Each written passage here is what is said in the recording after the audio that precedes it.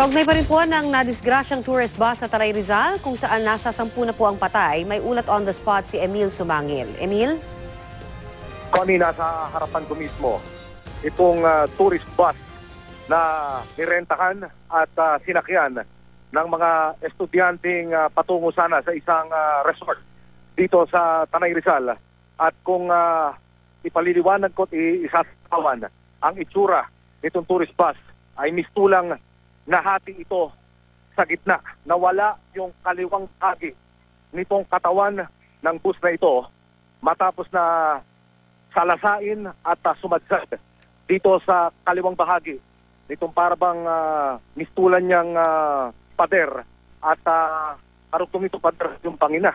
Subalit kumalso yung bus dito sa kahabaan ng highway na ito sa Sitio Balsapan, isakop ng Barangay Sampaloc, kaya hindi na siya nagawang mahulog pa dito sa bangin sa tabi. Yung bubong, Connie, nagmistulang natuklap ibabaw nito. Wala ka na makikitang bubungan.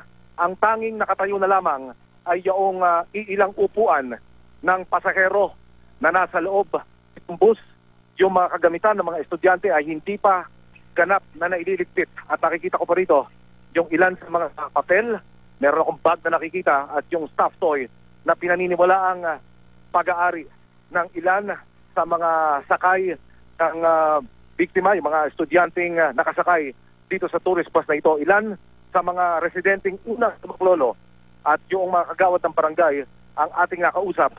At pag-responde raw nila dito sa lugar pasado alas 8 ng umaga kanina, pagkatapos na mangyari yung aksidente, ay mayroong mga pasahero ng bus na dito na sa mga bintanang pasag na bitawan at sa labasan para mula doon sa pagkakaipit para makahingi nga ng saklolo pagkatapos ng magganap yung aksidente. Sa mga oras na ito, Connie, yung power company, yung kinatawan ng power company kasama yung kanilang mga heavy equipment ay narito sa tabi ng bus at pilit nilang itinitingala at iniaangat yung mga sanga ng puno na nakakubabaw dito sa nagdisgrasyang bus na ito, pati na yung mga linya ng kuryente ay kanilang inaayos dahil kinalasa rin nitong bus yung linya ng kuryente kaya nagbagsakan ito sa kalsada ngayon.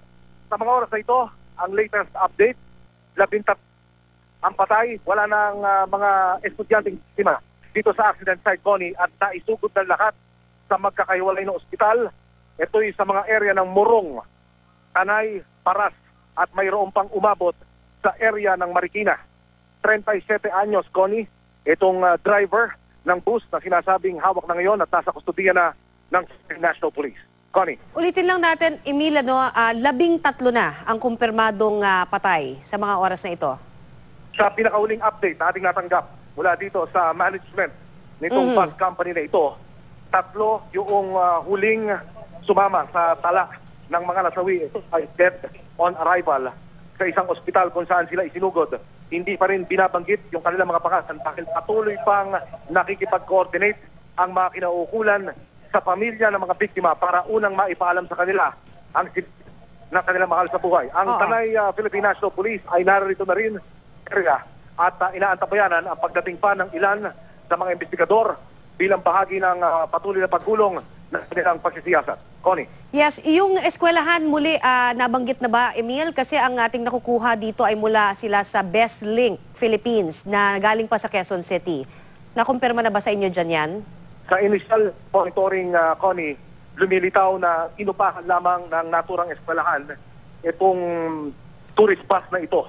At hindi pa malinaw sa atin kung ano ang arrangement, kung papaano ang magiging proseso.